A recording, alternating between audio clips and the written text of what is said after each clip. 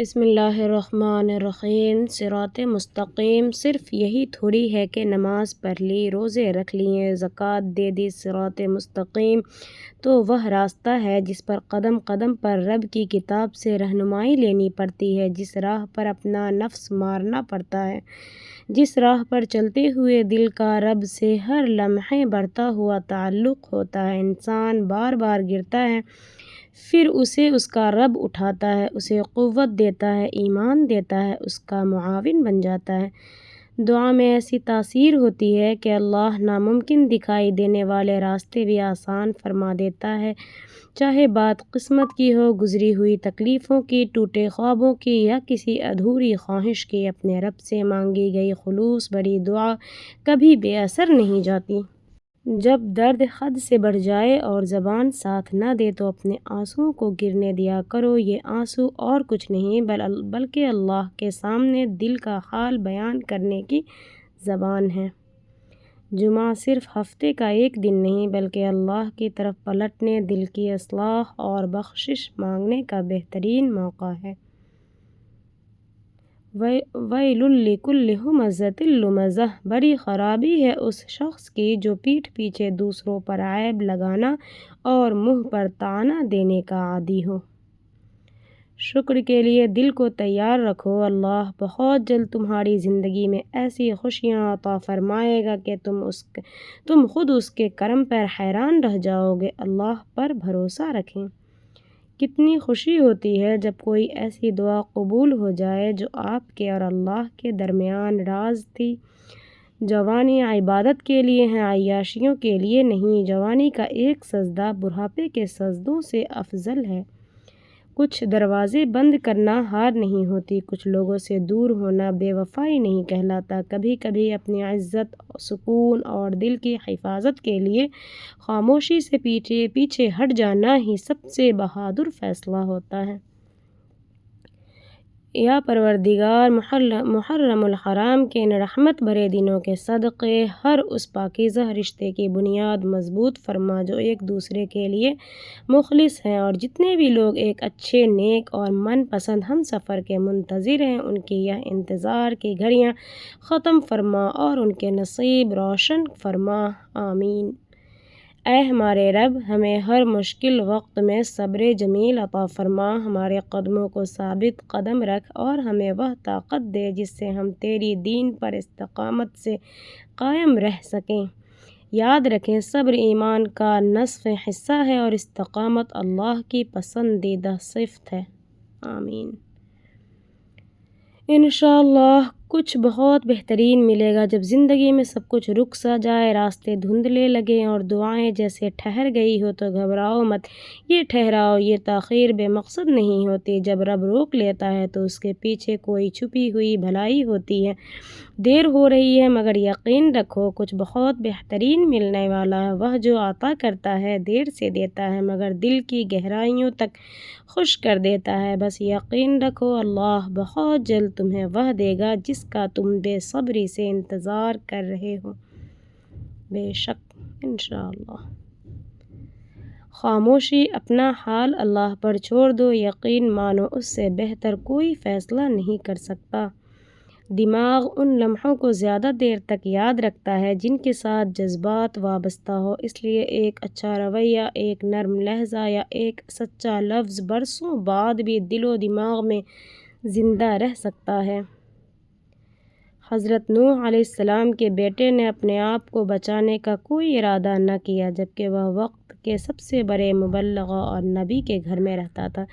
اس کے برعکس فرعون کی بیوی نے اپنے آپ کو بچانے کا ارادہ کر لیا جبکہ وہ وقت کے سب سے بڑے ظالم کے گھر میں رہتی تھی۔ حالانکہ حالات کا بہانہ مت بنائیے، راستہ آپ نے خود ہی چننا ہوتا ہے۔ سوچ بدلیے، حالات خود بخود بدل جائیں گے۔ کچھ دن بے حد بھاری ہوتے ہیں، صبر یعقوب جیسے، مصائب یوسف جیسے، امت ابراہیم جیسے اور خواہش موسیٰ علیہ السلام جیسے، لیکن پتہ ہے امید اور صبر کے ساتھ کیا ہوا؟ یعقوب کو یوسف مل جاتے ہیں، یوسف کو مصر میں اقتدار مل جاتا ہے، ابراہیم کو اسماعیل عطا کر دیا جاتا ہے اور موسیٰ علیہ السلام کو پہاڑ پر اللہ مل جاتا ہے۔ ہر کہانی کے دو رخ ہوتے ہیں، کسی کے ساتھ دینے سے پہلے پوری حقیقت جان لو۔ بہت سے لوگ آگ خود لگاتے ہیں، پھر دھوئیں کو اپنی مظلومیت بنا کر دکھاتے ہیں۔ زندگی بہت خوبصورت ہے، اسے تلخ لوگوں کو نظر مت کیجیے۔ ہجرت کر جائیں اس دل سے جو آپ کے لیے تنگ ہو رہا ہے، اس جگہ سے جہاں کوئی دوسرا آ کر بیٹھ رہا ہے، اس کی زندگی سے جو غصے میں محبت بھول جاتا ہے۔ تلخ باتیں ایک تمنا تھی کہ زندگی رنگ برنگی ہو، اتفاق تو دیکھیے جو بھی ملا گرگٹ ہی ملا۔ اور جس دن لوگوں نے ترجمہ کے ساتھ قرآن مجید پڑھنا شروع کر دیا نا، اس دن غوث پاک کی نیاز، خواجہ کا لنگر، دوبارہ درباروں پر دھمال، رجب کے کنڈے اور مزاروں پر قوالی سب ختم ہو جائے گا۔ اگر آپ اپنے بوڑھے والدین سے چھپا کر اپنے بچوں کو اچھی چیزیں کھلا رہے ہیں تو آپ اپنے بچوں کو یہ سکھا رہے ہیں کہ بڑھاپے میں آپ کے ساتھ کیا کرنا چاہیے۔ حضرت علی رضی اللہ عنہ نے فرمایا، جس کا ملنا دعا سے بھی ممکن نہیں ہوتا، وہ چیز بھی تہجد سے مل جاتی ہے۔ بے شک اگر 5 وقت کی نماز بھاری لگتی ہے تو سوچو قبر کا سفر کیسے آسان ہوگا۔ سورہ یاسین مجھے قرآن کا دل کہا جاتا ہے۔ میں غمگین زدہ دلوں کو تسلی دیتی ہوں، یہ یاد دلا کر کہ موت مٹ جانا نہیں ہے۔ میں خوف زدہ لوگوں کو سکون دیتی ہوں، یہ بتا کر کہ یہ دنیا کبھی آخری منزل تھی ہی نہیں، اور میں متکبروں کو جھنجھوڑتی ہوں، یہ یاد دلا کر کہ ہر سفر کا انجام آخرکار مٹی کے نیچے ہی ہوتا ہے۔ مرد کا رونا نفسیات کہتی ہے، ایک عورت کا رونا عام سی بات ہے، مگر جب ایک مرد روتا ہے تو وہ ایک عورت سے 10 گنا زیادہ ذہنی تکلیف سے گزر رہا ہوتا ہے۔ انسانوں کے پاس امیدیں لے کر کبھی نہ جاؤ، کیونکہ یہ وہ جگہ ہے جہاں صرف مایوسیاں ملتی ہے۔ اس لیے بس رب العالمین کے در پر گڑگڑاؤ اور حاجتیں طلب کرو، کیونکہ یہاں ہر مایوس چہروں کو امیدیں مل جاتی ہے اور ہر تاریک حیات روشن سے منور ہوتی ہے۔ بے شک قیامت کے دن انسان اپنے اعمال کو کیسے دیکھے گا؟ رسول اللہ صلی اللہ علیہ وسلم نے فرمایا کہ قیامت کے دن ہر انسان سے اللہ تعالیٰ خود بات کرے گا اور اس کے درمیان کوئی مترجم یا واسطہ نہیں ہوگا۔ پھر انسان اپنے دائیں بائیں دیکھے گا تو اسے اپنے اعمال ہی نظر آئیں گے، اور جب وہ سامنے دیکھے گا تو جہنم کی ایک آگ اس کے سامنے ہوگی۔ اس لیے تم میں سے جو شخص جہنم کی آگ سے بچنا چاہتا ہے وہ اللہ کی راہ میں صدقہ کرے، چاہے وہ ایک کھجور کا چھوٹا سا ٹکڑا ہی کیوں نہ ہو۔ زندگی میں کبھی بھی اپنے ہنر پر غرور مت کرنا، کیونکہ پتھر جب بھی پانی میں گرتا ہے تو اپنے ہی وزن سے ڈوب جاتا ہے۔ اے اللہ، ہمیں اپنے حرم کے گھر کی زیارت ہماری جوانی کے عروج میں نصیب فرما، آمین۔ امام سخاوی رحمۃ اللہ فرماتے ہیں، اگر بیٹیاں برکت والی نہ ہوتی تو نبی اکرم صلی اللہ علیہ وسلم کی آل مبارک کا سلسلہ آپ کی بیٹی سے نہ چلتا۔ غرور اور خود غرضی جب دولت یا شہرت انسان کے دماغ پر سوار ہو جائے تو اکثر وہ تکبر، غرور اور خود غرضی کا شکار ہو جاتا ہے۔ ایسے میں دوسروں کو کمتر سمجھنے لگتا ہے اور اس کی انسانیت، عاجزی اور ہمدردی ختم ہو جاتی ہے۔ اپنے سکون کی حفاظت کرو، زندگی پہلے ہی مشکل ہے، اسے مزید بھاری بنانے والوں سے دور رہو۔ اصل خوشی ان لوگوں کے ساتھ ہوتی ہے جو دل کو سکون دے، بوجھ نہیں۔ یاد رکھو، اپنے سکون کی حفاظت خود غرضی نہیں، ضرورت ہے۔ عورت ماں نہیں بن سکتی، یہ سن کر مرد دوسری شادی کر لیتا ہے، اور اگر یہی بات مرد میں ہو کہ وہ باپ نہیں بن سکتا تو بھی عورت بے اولاد رہے گی لیکن اپنے شوہر کو نہیں چھوڑے گی۔ زندگی میں کبھی 2 چیزیں ضائع نہ کریں، وقت اور رشتے۔ وقت واپس نہیں آتا اور رشتے دوبارہ پہلے جیسے نہیں بنتے۔ اپنے اخلاق کو اتنا نرم رکھو کہ لوگ تم سے مل کر سکون محسوس کریں۔ مسلسل محنت وہ طاقت ہے جو ناممکن کو ممکن، خوابوں کو حقیقت اور عام انسانوں کو غیر معمولی بنا دیتی ہے۔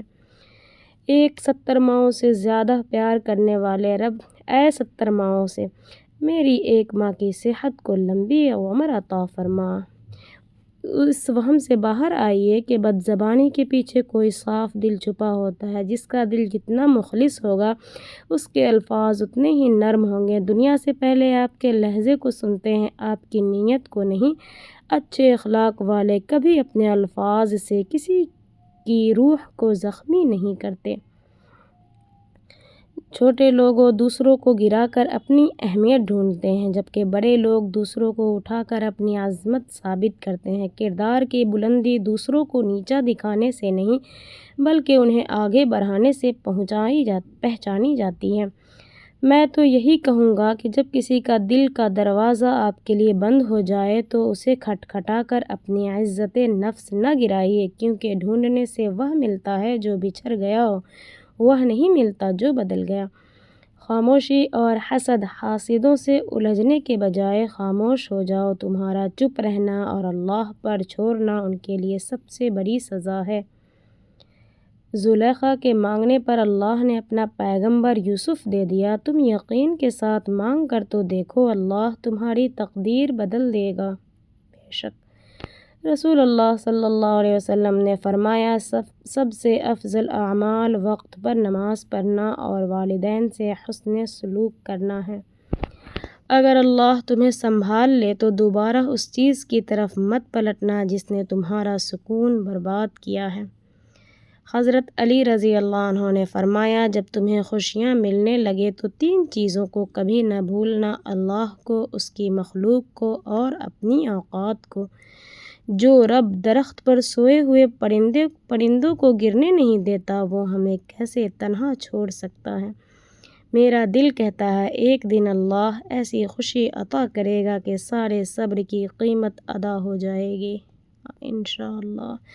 جو رب کی طرف سے عطا ہوتا ہے وہ تمہاری مانگی ہوئی دعاؤں سے کہیں زیادہ بہتر ہوتا ہے۔ بے شک